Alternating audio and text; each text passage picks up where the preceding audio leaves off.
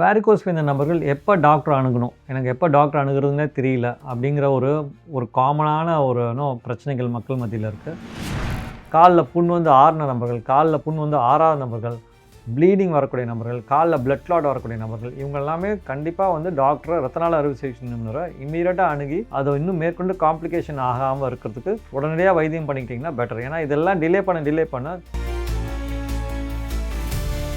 Varicose vein பண்ணக்கூடிய வைத்தியங்கள் வந்து வலியை தருமா, இந்த வைத்தியம் பண்ணுறதுக்கு பயமாக இருக்குது, டாக்டர் பண்ணால் ரொம்ப வலிக்க மாட்டுக்கு, பெரிய ஆப்ரேஷன் மாதிரி இருக்க மாட்டேங்குன்னு தவறாக ஒரு சிலர் புரிஞ்சுருக்காங்க. ஸோ லேட்டாக வர அவங்களுக்கு காலில் ஏற்கனவே இருக்கக்கூடிய வலிகள், ஜாயிண்ட் தேய்மானம் ஏற்பட்டுனா அந்த ஜாயிண்ட் வலி இருக்கலாம், காலில் ரிப்பீட்டாக இன்ஃபெக்ஷன் ஏற்பட்டு தோல் கனமாக இருக்குன்னா அந்த வலி கண்டினியூ ஆகலாம். ஆனால் ப்ரொசீஜரை பொறுத்தவரையிலும் வலியை தரக்கூடிய ப்ரொசீஜர் கிடையாது.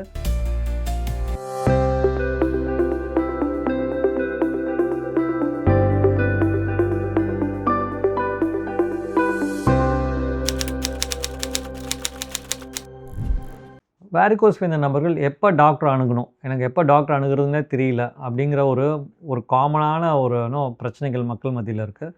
இதை வந்து தவறாகவும் கண்டுபிடிச்சி தவறாகவும் வைத்தியம் பண்ணிவிட்டு கடைசியில் லேட்டாக வர நபர்களும் இருக்காங்க. ஸோ இப்போ எந்த நேரத்தில் வேரிகோஸ் வெயினால் இருக்கக்கூடிய பிரச்சனைகள் ரத்த நாள அறுவை சிகிச்சை அணுகணுங்கிறத பற்றி இப்போ பேசலாம். இப்போ வந்து ஏர்லி ஸ்டேஜில் உங்களுக்கு காலில் ஒரு சில வெயின்ஸ் தெரியுது, சும்மா விசிபிளாக தெரியுது, இல்லை என்றைக்கா ஒரு நாள் 6 மாதத்துக்கு ஒரு தடவை நம்ம மலை ஏறுறோம், இல்லைனா வந்து இன்னும் ரொம்ப தூரம் நடக்கிறோம், ஜாகிங் போகிறோம், என்றைக்கா ஒரு நாள் மசில் கிராம்ஸ் வருது, இல்லை கால் வீக்கம் 3 மந்த்ஸ்க்கு ஒரு தடவை காரில் ட்ராவல் பண்ணுறோம், நீண்ட தூரம் பயணிக்கிறோம், ஃப்ளைட்டில் போகிறோம், லாங் ட்ராவல், அப்போ கால் வீக்கம் மட்டும் மைல்டாக இருக்குது, அப்புறம் தானாக சரியாயிடுது. இந்த மாதிரி நபர்கள்லாம் கொஞ்சம் லைட்டாக எடுத்துக்கலாம். அவங்களுக்கு டவுட் இருந்தால் ரத்த நாள அறுவை சிகிச்சை நிபுணரை பார்க்கலாம், என்னடா இது மாதிரி நடக்குதுன்னு தெரிஞ்சுக்கிறது தான் தவிர அந்த நேரத்தில் வந்து லைஃப் ஸ்டைல் நீங்கள் பண்ணக்கூடிய நல்ல சாப்பாடு ஒழுங்குமுறை ப்ளஸ் எக்ஸசைஸு, உடம்புக்கு தேவையான அனைத்து விதமான நல்ல முயற்சிகளும் இந்த 3 ஸ்டேஜ்லையும் ஹெல்ப் பண்ணும். ஸோ இதை தவிர எப்போ அவங்க அவசியமாக வந்து டாக்டரை அணுகி பார்க்கணும்னா, காலில் வீக்கம் பர்சிஸ்டண்ட்டாக இருக்குது, நிரந்தரமாக கால் வீக்கம், டெய்லி கால் வீக்கம் வருது, டெய்லி மசில் கிராம்ஸ் வருது, கால் தோல் கருத்து போய் அரிப்பு ஏற்படுது, ரிப்பீட்டடாக காலில் இன்ஃபெக்ஷன், தோல் செவந்து போய் ஃபீவர் வந்து அரிப்பு ஏற்பட்டு கால் கனமாக இருக்கிறது, இந்த மாதிரி நபர்கள், காலில் புண் வந்து ஆறின நபர்கள், காலில் புண் வந்து ஆறாத நபர்கள், ப்ளீடிங் வரக்கூடிய நபர்கள், காலில் பிளட் கிளாட் வரக்கூடிய நபர்கள், இவங்க எல்லாமே கண்டிப்பாக வந்து டாக்டரை ரத்த நாள அறுவை சிகிச்சை நிபுணரை இம்மீடியட்டாக அணுகி அதை இன்னும் மேற்கொண்டு காம்ப்ளிகேஷன் ஆகாமல் இருக்கிறதுக்கு உடனடியாக வைத்தியம் பண்ணிக்கிட்டிங்கன்னா பெட்டர். ஏன்னா இதெல்லாம் டிலே பண்ண நீங்கள் வைத்தியம் பண்ணக்கூடிய சூழ்நிலை கண்டிப்பாக ஒரு நாள் வரதான் போகுது. அதுக்கப்புறம் அது ரிக்கவரி ஆகிறதுக்கு லேட் ஆகும், 1 மாதம் 2 மாதம் 3 மாதம் ஆகும். ஸோ ஏர்லியராக வந்தீங்கன்னா நெக்ஸ்ட் டேலேருந்து உங்கள் வேலையை பண்ணலாம், லேட்டாக வரும்போது ரிக்கவரி லேட் ஆகும். வேரிகோஸ் வெயின் பண்ணக்கூடிய வைத்தியங்கள் வந்து வலியை தருமா, இந்த வைத்தியம் பண்ணுறதுக்கு பயமாக இருக்குது, டாக்டர் பண்ணால் ரொம்ப வலிக்க மாட்டுக்கு, பெரிய ஆப்ரேஷன் மாதிரி இருக்க மாட்டேங்குன்னு தவறாக ஒரு சிலர் புரிஞ்சுருக்காங்க. அதை நான் ஏற்கனவே சொன்ன மாதிரி வேரிகோஸ் வெயின் வைத்தியத்தை பொறுத்தவரையிலும் நிரந்தர வைத்தியங்கிறது வந்துட்டு அந்த ரத்த தேக்கம் ஏற்படக்கூடிய நரம்புகளை நம்ம வந்து செயலிழந்து போக வச்சுருவோம். ஏன்னா தவறாக வேலை செய்யக்கூடிய நரம்பு தவறாக வேலை செய்ய விடாமல் பண்ணுறது தான் அதோடைய நிரந்தர வைத்தியத்துக்கான முறைகள். இப்போ இது எப்படின்னா, எந்த நரம்புகள் வந்து தவறாக வேலை செய்யுதுங்கிறது ஸ்கேனில் கண்டுபிடிச்சி அதில் ஊசி வழியாகவே போட்டு அந்த நரம்பை வந்து நம்ம அடைத்து விடுவோம், அந்த நரம்பை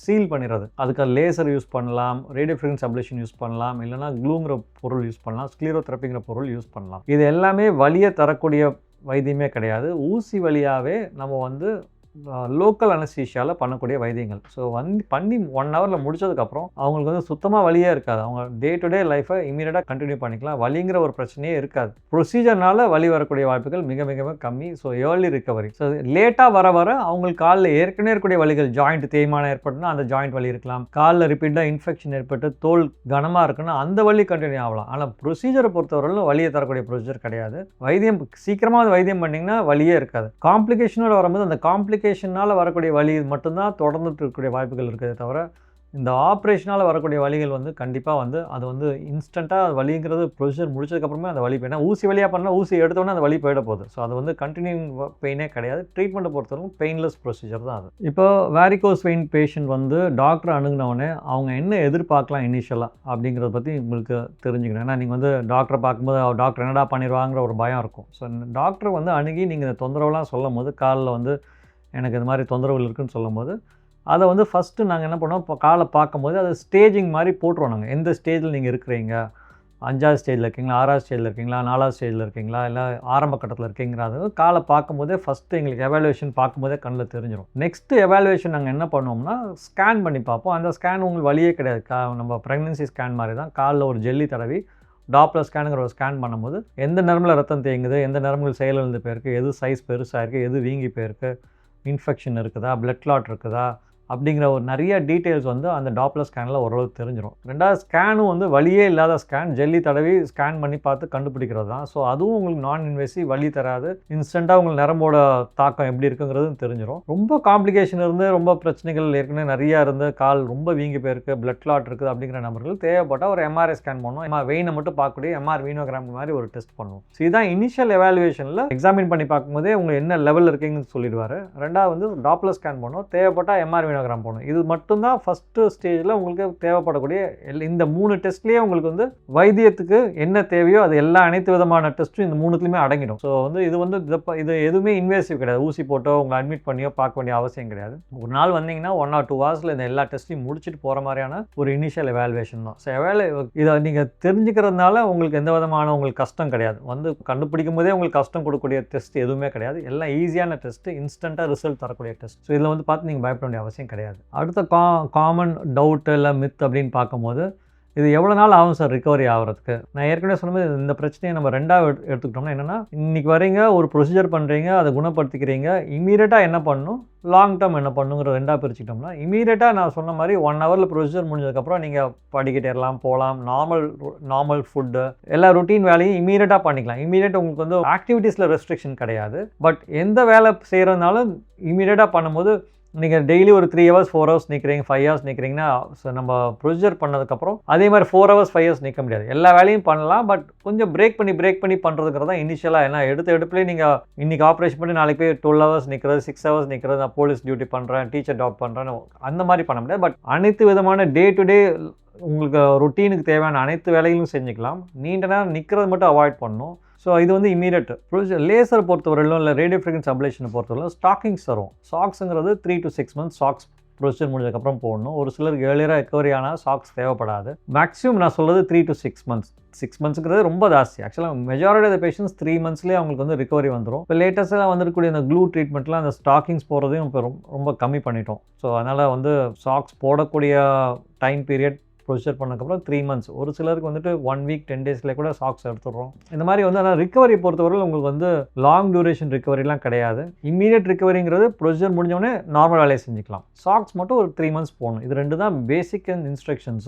எக்ஸப்ட் புண்ணு இருக்க நபர்கள் ட்ரெஸ்ஸிங் பண்ணணும் புண்ணுக்கு தவிர. ரிகவரி வந்து லாங் ரிகவரியே கிடையாது. ஏர்லியராக வந்தீங்கன்னா உங்களுக்கு இன்ஸ்டன்ட் ரிகவரி தான். எக்ஸப்ட் காலில் புண்ணு வந்து பிளட் கிளாட் வரவங்க மட்டும் தான் லேட்டாக வரதுனால அதுக்கு ரிகவரி கொஞ்சம் டிலே ஆகும். இன்னொரு காமன் மித், தவறான புரிதல் என்னென்னா, இல்லை ஒரு கிளாரிஃபிகேஷன் மாதிரி கேட்குறாங்க. இது என்னென்னா, எனக்கு வேரிகோஸ் வெயின் வைத்தியம் பண்ணதுக்கப்புறம் எல்லா நேரமும் மறைஞ்சிருமா, அப்படியே கால் வந்து பளிச்சுன்னு புதுசாக இருக்குமா அப்படிங்கிற மாதிரியான டவுட்ஸ் இருக்குது. இப்போ இந்த வேரிகோஸ் வெயின் பொறுத்தவரையிலும் நம்ம வந்து பேஷண்ட்டோட ஸ்டேஜ், நான் சொன்ன மாதிரி 6 ஸ்டேஜில் எந்த ஸ்டேஜ் வராங்கிறது பொறுத்து தான் கால் இருக்கக்கூடிய அவங்களுடைய அந்த வைத்தியம் பண்ணதுக்கப்புறம் எவ்வளோக்குள்ள நார்மலாக இருக்கிறது அவங்க வரக்கூடிய ஸ்டேஜை பொறுத்து. ஒருத்தர் காலில் 6வது புண்ணோட வராருன்னா கண்டிப்பாக தழும்பு இருக்க தான் செய்யும். வருது ஆறுது அந்த மாதிரியான நபர்கள் இருக்கும் போதும் காலில் தழும்பு ஏற்பட தான் செய்யும். காலில் ரிப்பீட்டாக இன்ஃபெக்ஷன் வருது, கால் கனமாக இருக்குது, தோல் கருத்து போயிருக்கு, தோல் ஹார்டாக இருக்குது, தோல் வெடித்து நீர் கசியுது, இந்த மாதிரி நபர்களுக்கு வந்துட்டு ரிகவரி வந்து தோல் வந்து நம்ம நார்மல், இன்னொரு கால் நார்மலாக இருக்குன்னா அந்த மாதிரி ஸ்கின் வந்து அப்படியே நார்மல் ஆகாது. கண்டிப்பாக இம்ப்ரூவ்மெண்ட் வந்து நல்லா ரிகவரி இருக்கும். பட்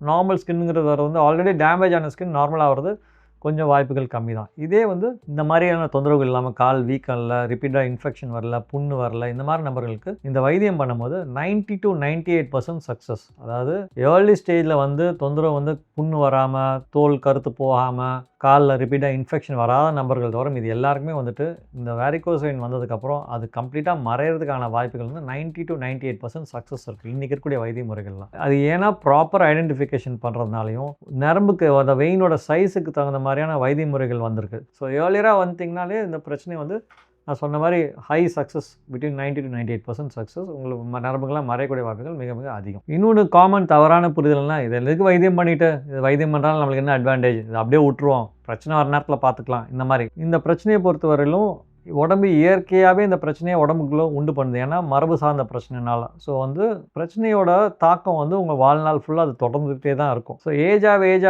இது காலில் வரக்கூடிய பிரச்சனைகள் ஜாஸ்தி. ஒரு சிலருக்கு எடுப்பிலே அந்த நரம்புகள் வெடித்து ப்ளீட் ஆகலாம். ஏஜ் ஆகும்போது 8 years ஆகலாம், 85 years ஆகலாம். தோலில் வந்து கருப்பாக அங்கங்கே பல்ஜாக இருக்க நரம்புகள் நம்ம கால் மேலே கால் போடுறோம், இல்லை அரிப்பு ஏற்படுது, நைட்டு படுக்கும்போது ஏதாவது உங்களுக்கு தவறாக நகம் பட்டு சுரிஞ்சிடுறீங்க, இல்லை திரும்பி படுக்கிறீங்க பெட்டில், இல்லை சாரி படுது, ட்ரெஸ் படுது, ஏதாவது ஒரு நேரத்தில் அது வெடித்து ப்ளீட் ஆகக்கூடிய வாய்ப்புகள் இருக்குது. ஏஜாக நான் சொல்கிற மாதிரி ஆஃப்டர் 65 இயர்ஸ் இந்த பிரச்சனையோட தாக்கம் வந்து இன்னும் அதிகமாகும். காலில் வந்து அவங்களுக்கு புண்ணு வரக்கூடிய வாய்ப்புகள் அது மிக அதிகம். ஸோ காலில் வரக்கூடிய புண்ணில் 80% வந்து 65 வயசுக்கு மேலே இருக்கிற நபர்களில் காலில் புண்ணு வருது. இந்த புண்ணு வந்துருச்சு, ஆறிடுச்சு, இதுக்கப்புறம் வராதுன்னு நினைத்திருக்கிற நபர்களுக்கும் திருப்பி ஒரு 6 monthsலேயே 1 yearல இந்த புண்ணு திருப்பி ரெக்கரண்ட்டாக வரக்கூடிய வாய்ப்புகள் 80% இருக்குது. 80% புண்ணுகள் காலில் ரத்த தேக்கத்தால் ஒரு புண்ணுகள் ரெக்கரண்ட்டாக வரக்கூடிய வாய்ப்புகள் இருக்குது. 3வது வைத்தியம் பண்ண தவறிட்டோம் என்ன ஆகுதுன்னா, ஏதாவது ஒரு நேரத்தில் உங்களுக்கு தண்ணி குடிக்கல, ஏஜாக நடவோட கம்மியாகுது, இல்லை வேறு ஏதாவது ஒரு பிரச்சனைகள் உடம்புல வரும்போது வேரிகோஸ் வெயின் இருக்கக்கூடிய நரம்புகளில் பிளட் கிளாட் ஆகக்கூடிய வாய்ப்புகள் மிக அதிகம். 4வது நான் சொன்ன மாதிரி தோல் கருத்து போயிருக்குன்னா அரிப்பு வரலாம், இன்ஃபெக்ஷன் வரலாம், ஃபீவர் வரலாம்,